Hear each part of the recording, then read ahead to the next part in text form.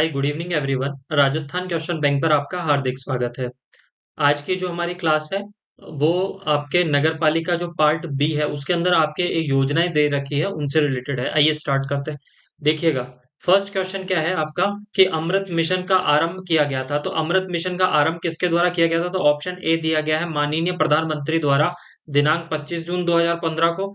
आवासन और शहरी कार्य मंत्री द्वारा दिनांक 25 जून 2015 को। माननीय प्रधानमंत्री द्वारा दिनांक 15 जून 2015 को। आवासन और शहरी कार्य मंत्री द्वारा दिनांक 25 जून 2015 को। तो इसमें से कौन सा कथन सत्य हो जाएगा? तो इसमें से आपका ए नंबर का ऑप्शन करेक्ट हो जाएगा। जो अमृत मिशन है इसकी स्टार्टिंग कब की गई थी? आपके 25 जून 2015 को। फिर नेक्स्ट क्वेश्चन देखिएगा आप कि अमृत मिशन के अंतर्गत कितने शहरों की बुनियादी अवसंरचना में सुधार करने का लक्ष्य रखा गया था? तो कितने शहरों की बुनियादी अवसंरचना में सुधार करने का लक्ष्य रखा गया था? सभी अनुसूचित अनुसूचित शहरों में, 301 में, 451 में, या डी 500 शहरों में। तो ऑप्शन नंबर मेरा डी यहाँ पे करेक्ट हो जाएगा। नेक्स्ट देखिएगा, राजस्थान के कितने शहर अमृत मिशन में शामिल किए गए हैं? तो अमृत मिशन में कितने शामिल किए गए हैं? तो राजस्थान के 29 शहर शामिल किए गए हैं, जिसमें से एकमात्र शहर कौन सा है? देखो, इस अमृत जो मिशन है इसके अंदर ये जो जितने भी सिटी शामिल हुई थी उसमें से मुख्यतः वह शहर शामिल हुए हैं जिनकी जनसंख्या 1 लाख से ज्यादा है। तो राजस्थान के जो 29 शहर है ना, 29 शहर में से एक शहर के अंदर 1 लाख से कम जनसंख्या है और बाकी शहरों में 1 लाख से ज्यादा है। ठीक है, याद रखिएगा। ये एक शहर का अभी मेरे को ध्यान में नहीं आ रहा है, ये मैं आपको टेलीग्राम पे बता दूंगा। मेरे हिसाब से शायद झुंझुनू या झालावाड़ में से एक सिटी है। नेक्स्ट देखिएगा आप, अमृत मिशन के संदर्भ में निम्नलिखित कथनों पर विचार कीजिए। इसमें सामान्यतः 1 लाख से अधिक आबादी वाले शहरों को शामिल किया गया है, बिल्कुल सत्य है। इसमें राष्ट्रीय प्राथमिकताओं के रूप में बुनियादी सेवाओं को शामिल किया गया है, यह भी सत्य है। मिशन का प्राथमिक क्षेत्र जलापूर्ति है, यह भी सत्य है। तो ऑप्शन नंबर डी मेरा यहाँ पे क्या हो जाएगा? करेक्ट हो जाएगा। नेक्स्ट देखिएगा आप, अमृत मिशन का कार्यान्वयन किस मंत्रालय के द्वारा किया जा रहा है? तो वो किस मंत्रालय के द्वारा किया जा रहा है? आवासन और शहरी कार्यालय मंत्रालय के द्वारा। अमृत मिशन के संदर्भ में निम्नलिखित कथनों पर विचार कीजिए। इसके अंतर्गत मोटरीकृत परिवहन को प्रोत्साहित किया जा रहा है, ये गलत है। देखो, अमृत मिशन के अंदर उन परिवहन को प्रोत्साहित किया जा रहा है जिसके अंदर कम से कम कार्बन का उत्सर्जन हो। और कम से कम या बिल्कुल कार्बन का उत्सर्जन किसके द्वारा नहीं होता? गैर मोटरीकृत, जिसके अंदर मोटर नहीं लग रही, जो बैटरी से चल रही है। तो ये ऑप्शन मेरा एक गलत है। गैर मोटरीकृत परिवहन को क्या किया जा रहा है? प्रोत्साहित किया जा रहा है। फिर ऑप्शन सेकंड है, परियोजनाओं के समूह को एक वर्ष में एक बार राज्य वार्षिक कार्य योजना के अंतर्गत अनुमोदित किया जाएगा, ये सत्य है। परियोजना की आयोजना और क्रियान्वयन में राज्यों को समान भागीदार बनाया गया है। तो कौन सा सत्य हो जाएगा? तो इसमें से मेरा ऑप्शन नंबर बी यहाँ पे करेक्ट हो जाएगा। नेक्स्ट देखिएगा, अमृत मिशन की कार्य योजना में शामिल है, तो कौन से शामिल है? ऑप्शन दिया गया है जलापूर्ति, सीवरेज और सेप्टेज प्रबंधन, हरित स्थल और पार्क निर्माण, शहरी परिवहन, या उपयुक्त सभी। तो उपयुक्त सभी इसका आंसर सही होगा। नेक्स्ट, राज्य वार्षिक कार्यवाही योजना की कुल योजना राशि में जलापूर्ति के लिए कितना निर्धारित किया गया है? देखो, सिंपल सी बात है कि राज्य की वार्षिक कार्य योजना, मानो कि राज्य के पास में कितने रुपए हैं? सपोज 100 रुपए हैं। अब 100 रुपए उसको अलग अलग जगह अमृत योजना के तहत अलग अलग घटकों पे उसे क्या करने हैं? खर्च करने हैं। तो ये पूछ रहा है कि उस पे जलापूर्ति के लिए कितना किया जा रहा है। तो याद रखिएगा, 100 का 50%, मतलब जो टोटल पैसा है उसका 50% तो किसके लिए? जल की आपूर्ति के लिए खर्च किया जा रहा है। जलापूर्ति के लिए, किसके लिए? जलापूर्ति के लिए। और सिवरेज के लिए कितना किया जा रहा है? तो सिवरेज के लिए किया जा रहा है आपके 42%। ये जरूर याद रखिएगा। ये किसके लिए किया जा रहा है? आपके ये किया जा रहा है आपके सिवरेज। किसके लिए? सिवरेज के लिए खर्च किया जा रहा है, और वो कितना किया जा रहा है? आपके 42%। ये जरूर याद रखिएगा। नेक्स्ट देखिएगा आप, आ, अमृत मिशन के अंतर्गत सीवरेज कवरेज का कितना लक्ष्य रखा गया? देखो, अभी मैंने जो आपको चीज बताई उसमें और इसमें डिफरेंस क्या है। देखो, 100 रुपए में से कितना खर्च किस पे किया जाएगा? सीवरेज के कवरेज पे कितना खर्च किया जाएगा? वो किया जाएगा 42%। यहाँ पे क्या कहा गया है कि जब अमृत मिशन स्टार्ट हुआ था उससे पहले जितने भी आपके लेटरिन बाथरूम थे तो ये कितने परसेंट जो सीवरेज से जुड़े हुए थे वो जुड़े हुए थे अमृत मिशन स्टार्ट होने से पहले 31%। और जैसे अमृत मिशन स्टार्ट होने के बाद में इस 31% को कितना करने का लक्ष्य रखा गया है, वो रखा गया था 62%। तो यहाँ पे कंफ्यूज मत होइएगा, जितना आपके पास में बजट है उसका 42% तो सिवरेज पे खर्च किया जा रहा है, पर जो पहले 31% जो ये कवरेज करता था उसको अब टारगेट कितना किया गया है, आपके 62%। नेक्स्ट देखिएगा, अमृत मिशन के अंतर्गत राज्य वार्षिक कार्य योजना में से कितनी राशि शहरी परिवहन हेतु निर्धारित की गई है। तो ऑप्शन दिया गया है कितना, आपके 1436, 1442, 1628 या 1638। तो कौन सा आपका सही हो जाएगा, इसमें 1436 करोड़ रुपए उसके लिए शहरी परिवहन हेतु निर्धारित किए गए हैं। अमृत मिशन के अंतर्गत राज्य वार्षिक कार्य योजना हेतु निर्धारित कुल बजट है, कुल कितना बजट है। तो ऑप्शन दिया गया है 76,630, 77,640, 78,662, 78,672। तो कितना सही हो जाएगा, ऑप्शन नंबर बी यहाँ पे आपका करेक्ट हो जाएगा। अमृत मिशन के अंतर्गत राज्य वार्षिक कार्य योजना में से कितनी राशि हरित स्थल व पार्क हेतु निर्धारित की गई है। 1468 करोड़, 1678 करोड़, 1768 करोड़ या 1800 आपके 78 करोड़। तो इसमें से कौन सा सत्य हो जाएगा, इसमें से ऑप्शन नंबर मेरा यहाँ पे कौन सा करेक्ट हो जाएगा, सी करेक्ट हो जाएगा। अमृत मिशन के अंतर्गत राज्य वार्षिक कार्य योजना में से हरित स्थल व पार्क के लिए कितनी, 1768 करोड़ रुपए। नेक्स्ट देखिएगा, अमृत मिशन के संदर्भ में निम्नलिखित कथनों पर विचार कीजिए। इसमें विरासत शहरों के रूप में वर्गीकृत सभी शहर एवं कस्बे शामिल हैं, बिल्कुल सत्य है। इसमें 1 लाख से कम आबादी वाले 15 शहरों को नहीं, 13 शहरों को, कितना, 13 शहरों एवं कस्बों को शामिल किया गया है, जो कि 5 मुख्य नदी के किनारे पर स्थित हैं। दो ऑप्शन आपका गलत हो गया सेकंड नंबर का। पर्वतीय राज्यों, द्वीप समूह और पर्यटन स्थलों से 10 शहर चुने गए हैं। तो कौन सा सत्य हो जाएगा, इसमें मेरा 1 और 3 यहाँ पे क्या है, सत्य है। नेक्स्ट देखिएगा आप, अमृत मिशन के अंतर्गत वार्षिक बजटीय आवंटन का कितना प्रतिशत परियोजना निधि के तौर पर आवंटित किया गया है, कितना, 65%, 80%, 85% या 90%। तो कौन सा सही हो जाएगा, वो हो जाएगा ऑप्शन नंबर आपका बी। ठीक है, आपके कितना अमृत मिशन के अंतर्गत वार्षिक बजटीय आवंटन का कितना प्रतिशत परियोजना निधि के तौर पर आवंटित किया गया, तो कितना, आपका 80%। नेक्स्ट देखिएगा, अमृत मिशन के अंतर्गत वार्षिक बजटीय आवंटन का कितने प्रतिशत सुधारों के लिए प्रोत्साहन राशि के तौर पर आवंटित किया गया है। तो कितना किया गया है, वो 10% आपके यहाँ पे किया गया है। तो ये चीज आपको याद रह जाएगी। नेक्स्ट देखिएगा, अमृत मिशन के अंतर्गत वार्षिक बजटीय आवंटन का कितने प्रतिशत प्रशासनिक एवं कार्यालय व्यय राज्य निधि एवं शहरी विकास मंत्रालय निधि के हैं क्रमशः। तो कौन सा है आपका, 6%, 4%, 4% या 6%, 8% या 2% और 2% या 8%। तो कौन सा सत्य हो जाएगा मेरा, 8% और 2%। नेक्स्ट देखिएगा, अमृत मिशन के अंतर्गत राजस्थान राज्य का वार्षिक कार्य योजना हेतु निर्धारित बजट कितना है। तो कितना बजट है, तो आपका कितना, 3,213.94, 3,223.94, आपका 3,233.94 और 3,243.94। तो इसमें से कौन सा सत्य हो जाएगा, तो अमृत मिशन के अंतर्गत राजस्थान राज्य का वार्षिक योजना मतलब राजस्थान का जो बजट आता है उसमें से इसके लिए कितना निर्धारित किया गया है, तो वो किया गया है आपके ऑप्शन नंबर कौन सा करेक्ट हो जाएगा, ऑप्शन नंबर मेरा करेक्ट हो जाएगा बी। कितना, 3,223.94 करोड़। ठीक है, याद रह जाएगा। तो अब ये याद रख लीजिएगा कि ये जो आपके अमृत मिशन के लिए है ना, इसमें राजस्थान राज्य के द्वारा जो बजट जो तय किया गया है वो उल्टा सीधा एक समान है। उल्टा सीधा का मतलब कैसे, कि 32 32 का उल्टा कितना हो गया आपके 23।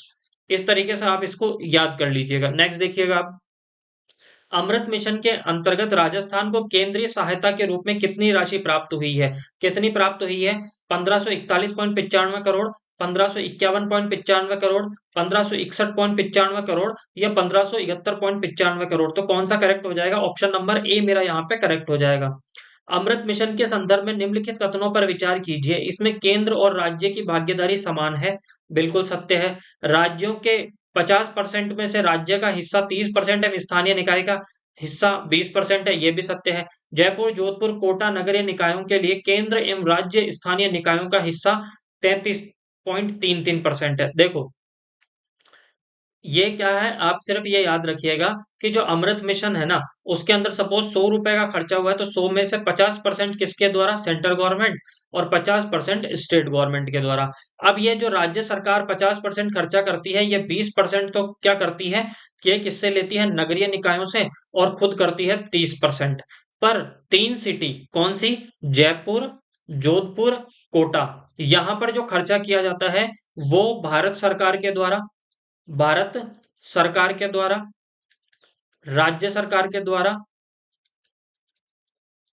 राज्य सरकार द्वारा, और नगरीय निकायों के द्वारा, नगरीय निकायों के द्वारा समान मात्रा में किया जाता है। ये समान प्रतिशत में किया जाता है, समान अनुपात में किया जाता है, प्रतिशत नहीं, समान अनुपात में किया जाता है। कितना, 33.33 भारत सरकार करेगी, 33.33 राज्य सरकार करेगी, और आपके रिमेनिंग 33.33 प्रतिशत किसके द्वारा किया जाएगा, नगरीय निकायों के द्वारा। नेक्स्ट देखिएगा, अमृत मिशन के कौशल विकास घटक का उद्देश्य कितने कर्मचारियों को प्रशिक्षित करना है, 21,000 कर्मचारी, 25,000 कर्मचारी, 45,000 कर्मचारी, या फिर आपके 47,000 कर्मचारी। तो ये कितना है, आपके 45,000 कर्मचारियों को। नेक्स्ट देखिएगा, विरासत शहर विकास और विस्तार योजना, हृदय योजना से जितने भी क्वेश्चन है वो हम यहाँ पे करने वाले हैं। नेक्स्ट देखिएगा, राष्ट्रीय विरासत शहर विकास और विस्तार योजना हृदय के संदर्भ में निम्नलिखित कथनों पर विचार कीजिए।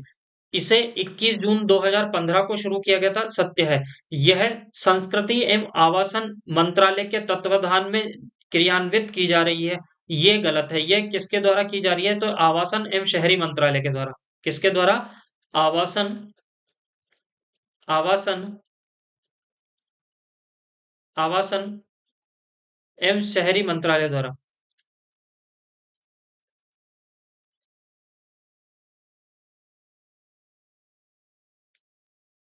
आवासन एवं शहरी मंत्रालय के द्वारा।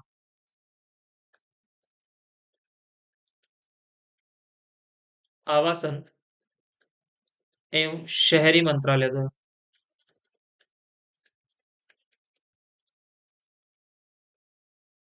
ठीक है, तो ये ऑप्शन तो गलत हो गया। तो जहां जहां पे भी दो आ रहा है वो सारे ऑप्शन गलत है, जहां पे भी दो आ रहा है वो सारे ऑप्शन गलत है। तो ऑप्शन नंबर डी मेरा करेक्ट हो जाएगा। यह एक केंद्रीय क्षेत्रक परियोजना है, बिल्कुल। योजना के अंतर्गत 500 करोड़ रुपए का आवंटन किया गया है, ये ऑप्शन भी सत्य है। तो नेक्स्ट देखिएगा आप, निम्नलिखित में से कौन सा समय समूह हृदय योजना में शामिल है, तो कौन सा है, अजमेर, अमरावती, अमरोहा, अमरोहा शामिल नहीं है, तो ये ऑप्शन गलत हो गया। प्रयागराज, वाराणसी और वारंगल, वाराणसी, वेलकन्नी, कांचीपुरम, और अमरावती, बादामी और भुवनेश्वर। तो यहाँ पे भुवनेश्वर आपके शामिल नहीं है। ठीक है, तो ये ऑप्शन भी गलत हो गया। प्रयागराज, वाराणसी और वारंगल, इसमें प्रयागराज आपके शामिल नहीं है, तो ये भी आपके, तो कौन सा सही हो जाएगा, ऑप्शन नंबर सी करेक्ट हो जाएगा, वाराणसी, वेलकन्नी और कांचीपुरम। हृदय योजना के उद्देश्यों में शामिल है ऐतिहासिक इमारतों की रेट्रोफिटिंग, सत्य है। विरासत आधारित उद्योगों की क्षमताओं का विकास, ये भी सत्य है। सार्वजनिक निजी की भागीदारी में प्रबंधन करना, ये भी शामिल है। तो ऑप्शन नंबर कौन सा करेक्ट हो गया, मेरा डी यहाँ पे करेक्ट हो जाएगा। नेक्स्ट देखिएगा, हृदय योजना के संदर्भ में निम्नलिखित कथनों पर विचार कीजिए।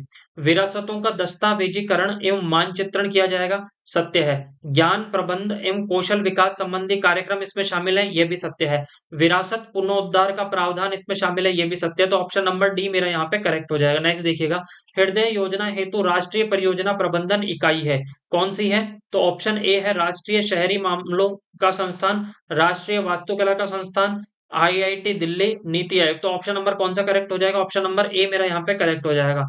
हृदय राष्ट्रीय अधिकार प्राप्त समिति का अध्यक्ष कौन है, माननीय प्रधानमंत्री, महामहिम राष्ट्रपति। तो ये ऑप्शन तो देखते ही गलत हो जाएगा। शहरी विकास एवं आवासन मंत्रालय, ये भी गलत है। तो सचिव कौन, आपका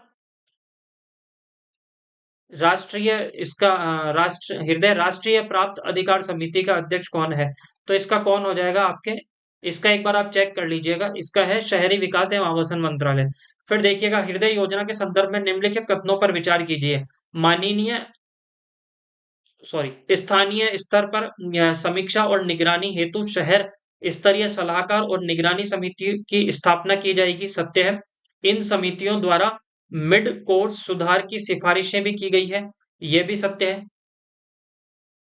और शहर स्तर पर मिशन निदेशालयों का गठन किया जाएगा, ये भी सत्य है। तो ऑप्शन नंबर डी मेरा यहाँ पे करेक्ट हो जाएगा। नेक्स्ट देखिएगा आप, हृदय योजना के अंतर्गत योजना के बजट में सर्वाधिक राशि किस शहर के लिए आवंटित की गई है? वो की गई है वाराणसी के लिए। ये आपके जो जितनी भी सिटी है, 12 शहर है, 12 शहर में सबसे ज्यादा जो 500 करोड़ रुपए खर्च किए गए, तो उन 500 करोड़ में से सबसे ज्यादा जो वाराणसी के लिए खर्च हुए थे, लगभग आपके 89 करोड़ रुपए। ठीक है, 89 करोड़ रुपए उनके लिए खर्च हुए थे। नेक्स्ट देखिएगा आप, हृदय योजना के अंतर्गत योजना के बजट में अजमेर हेतु कितनी राशि आवंटित की गई थी?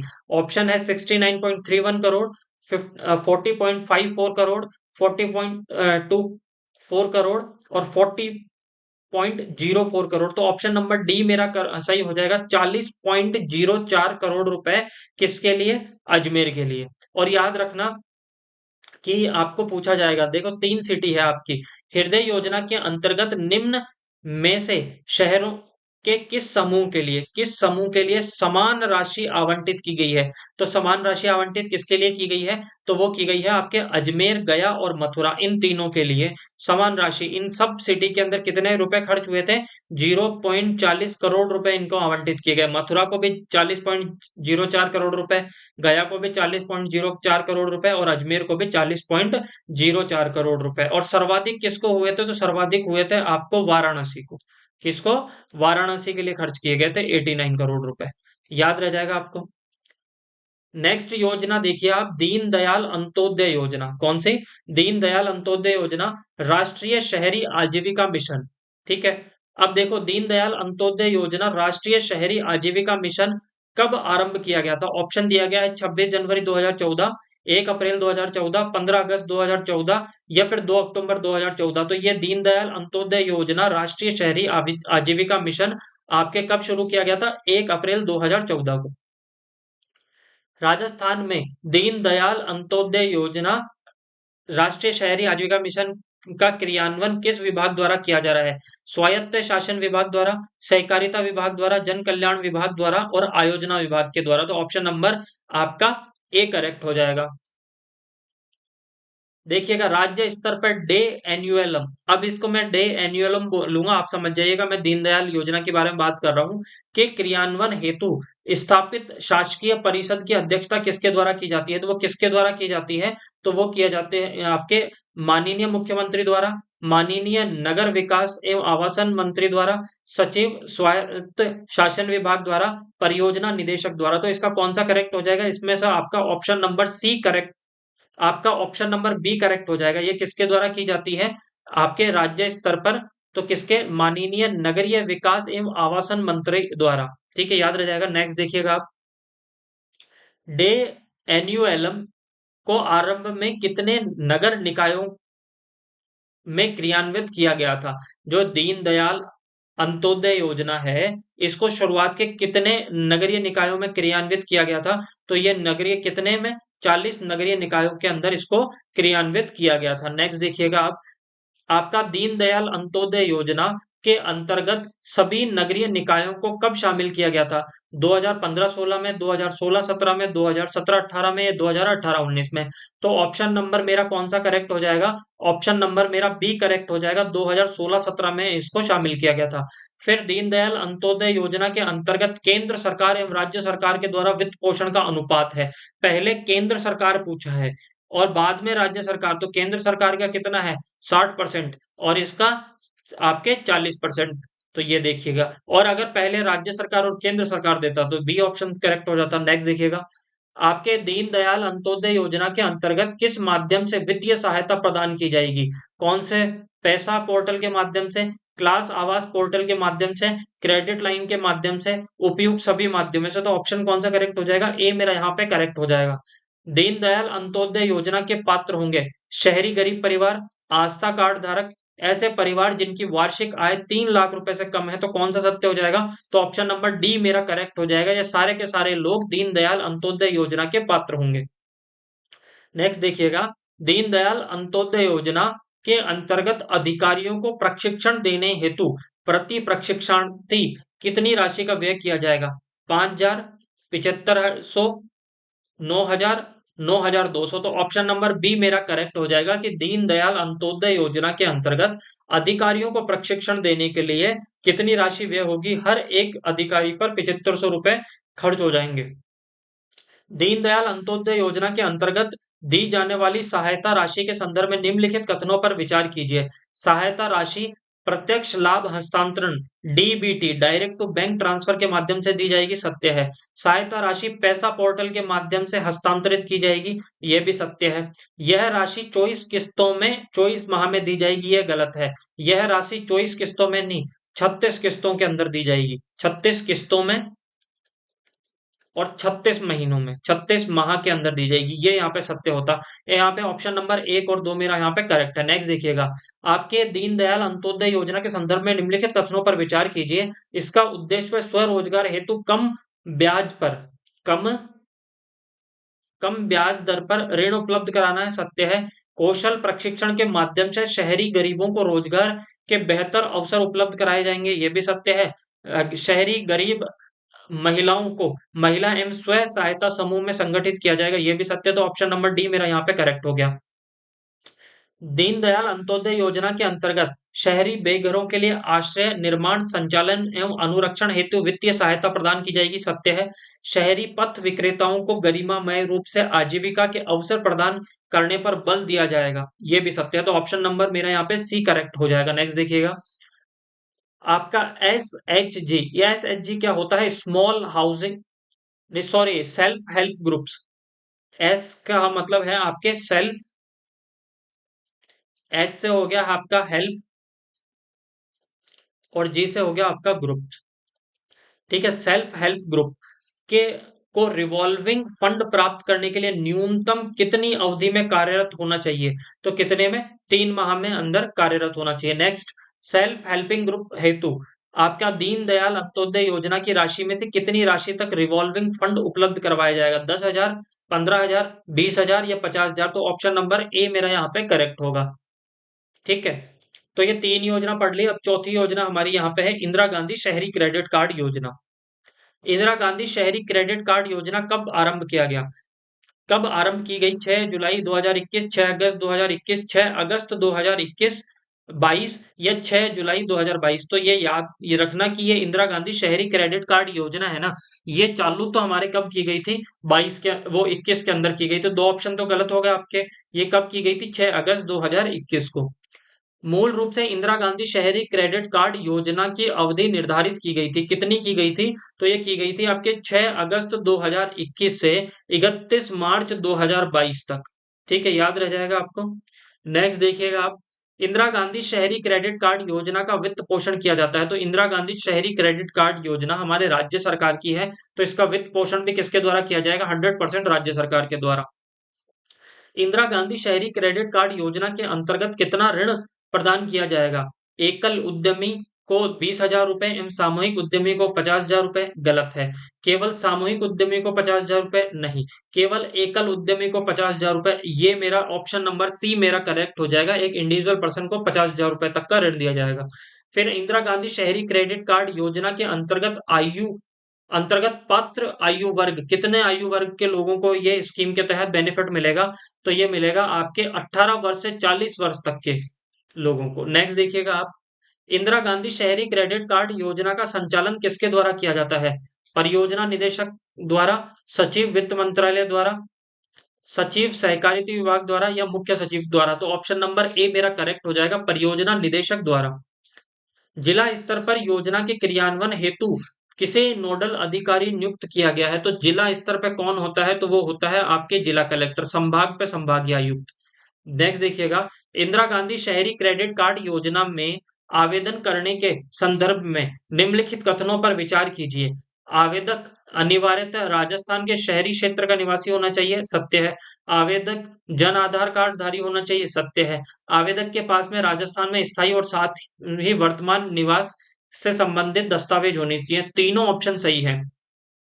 ऑप्शन नंबर मेरा यहाँ पे डी करेक्ट है। नेक्स्ट देखिएगा आप, इंदिरा गांधी शहरी क्रेडिट कार्ड योजना का क्रियान्वयन किस विभाग के द्वारा किया जा रहा है? तो ऑप्शन दिया गया है स्थानीय निकाय विभाग के द्वारा, सहकारिता विभाग के द्वारा, राज्य जन कल्याण विभाग के द्वारा या मुख्यमंत्री कार्यालय द्वारा? तो ऑप्शन नंबर ए मेरा यहाँ पे करेक्ट हो गया। नेक्स्ट, इंदिरा गांधी शहरी क्रेडिट कार्ड योजना के संचालन हेतु परिपत्र किस विभाग द्वारा जारी किए गए हैं? तो परिपत्र किस विभाग के द्वारा?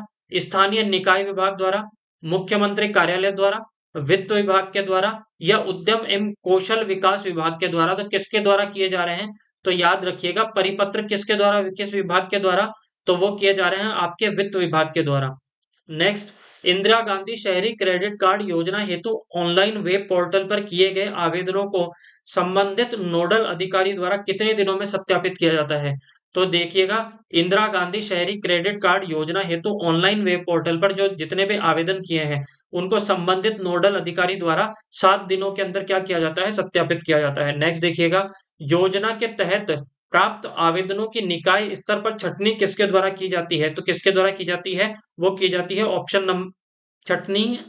योजना के तहत आवेदन प्राप्त आवेदनों की निकाय स्तर पर छटनी किसके द्वारा की जाती है?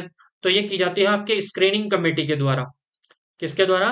स्क्रीनिंग कमेटी के द्वारा। नेक्स्ट देखिएगा आप, इंदिरा गांधी शहरी क्रेडिट कार्ड योजना के संदर्भ में निम्नलिखित कथनों पर विचार कीजिए।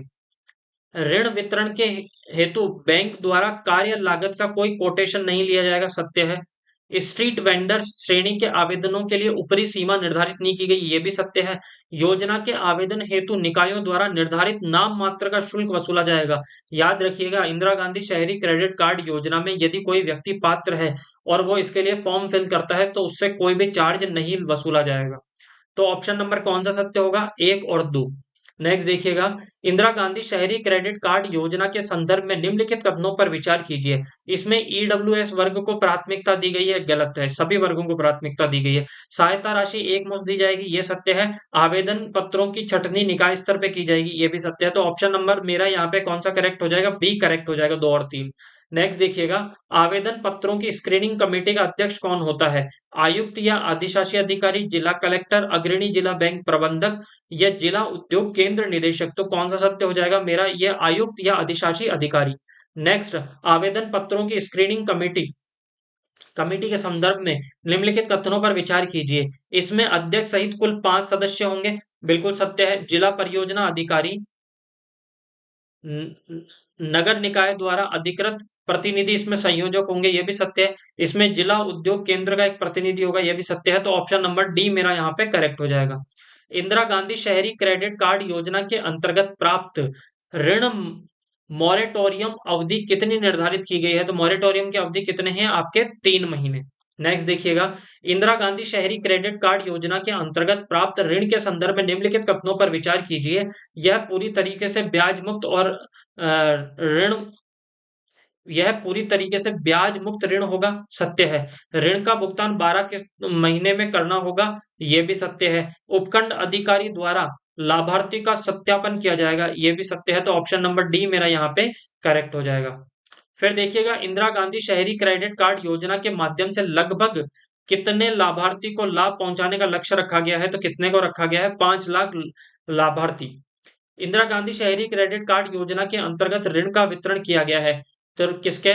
ईडब्ल्यूएस वर्ग के आवेदकों को प्राथमिकता के आधार पर, गलत। एससी व एसटी के आवेदकों को प्राथमिकता के आधार पर, नहीं। अधिक आयु के आवेदकों को प्राथमिकता के आधार पर, यह भी नहीं। तो इसमें ऑप्शन नंबर सी मेरा करेक्ट हो जाएगा। जो इंदिरा गांधी शहरी क्रेडिट कार्ड योजना के अंतर्गत जो ऋण दिया जा रहा है वो कैसे दिया जा रहा है कि जो पहले आ जाएगा उसको मिल जाएगा, पहले आओ पहले पाओ के आधार पे। इंदिरा गांधी शहरी क्रेडिट कार्ड योजना के अंतर्गत आवेदन करने के लिए अहिर्त है। कौन अहिर्त है? 12,000 या इससे कम मासिक आय प्राप्त करता, या 15,000 इससे कम मासिक आय प्राप्त करता, 18,000 या इससे कम मासिक आय प्राप्त करता, 21,000 या इससे कम मासिक आय प्राप्त करता। तो याद रखिएगा, एक व्यक्ति जिसकी आय 15,000 या 15,000 से कम है तो वो किसमें अप्लाई कर सकता है? इंदिरा गांधी शहरी क्रेडिट कार्ड योजना। तो व्यक्तिगत रूप से तो कितनी? व्यक्तिगत रूप से तो जो उसकी इनकम होनी चाहिए वो कितनी होनी चाहिए? 15,000 तक या इससे कम, या इससे कम। 15,000 या इससे कम। और अगर अगर मैं देखूं पारिवारिक तौर पर, किससे? पारिवारिक पारिवारिक तौर पर कुल आय कितनी होनी चाहिए? परिवार की कुल आय 50,000 रुपए प्रति माह। 50,000 रुपए प्रति माह, ठीक है। इससे कम होनी चाहिए 50,000 रुपए से। तो देखिएगा, इंदिरा गांधी शहरी क्रेडिट कार्ड योजना के अंतर्गत आवेदन करने पर मासिक पारिवारिक आय सीमा कितनी निर्धारित की गई है? 50,000 रुपए इससे कम, 60,000 रुपए इससे कम, 75,000 रुपए इससे कम, या 1 लाख रुपए इससे कम? तो ऑप्शन नंबर ए मेरा करेक्ट हो जाएगा, 50,000 रुपए इससे कम। इंदिरा गांधी शहरी क्रेडिट कार्ड योजना के संदर्भ में निम्नलिखित कथनों पर विचार कीजिए। जिला रोजगार केंद्र में पंजीकृत बेरोजगार भी ऋण हेतु पात्र होंगे, सत्य है। ऋण का भुगतान 15 समान किस्तों में करना होगा। ऋण का भुगतान 15 समान किस्तों में करना होगा, किस्तों की बात कहीं पे भी नहीं की गई। फिर ऑप्शन 3 माह तक बैंकों द्वारा ऋण वापसी की मांग नहीं की जाएगी, ये भी सत्य है। तो ऑप्शन नंबर मेरा यहाँ पे सी करेक्ट हो जाएगा, 1 और 3। तो आज की क्लास हम यहीं पे समाप्त करते हैं। 4 योजना की क्लास मैंने पहले डाल दी, 4 योजना की क्लास ये आपके हो गए, तो योजना हमने कंप्लीट कर ली है। आप ये पीडीएफ आज शाम तक को मिल जाएगी। अगर क्लास आपको अच्छी लगी है तो ज्यादा से ज्यादा शेयर कीजिए, सब्सक्राइब कीजिए। Thank you so much, bye bye and take care.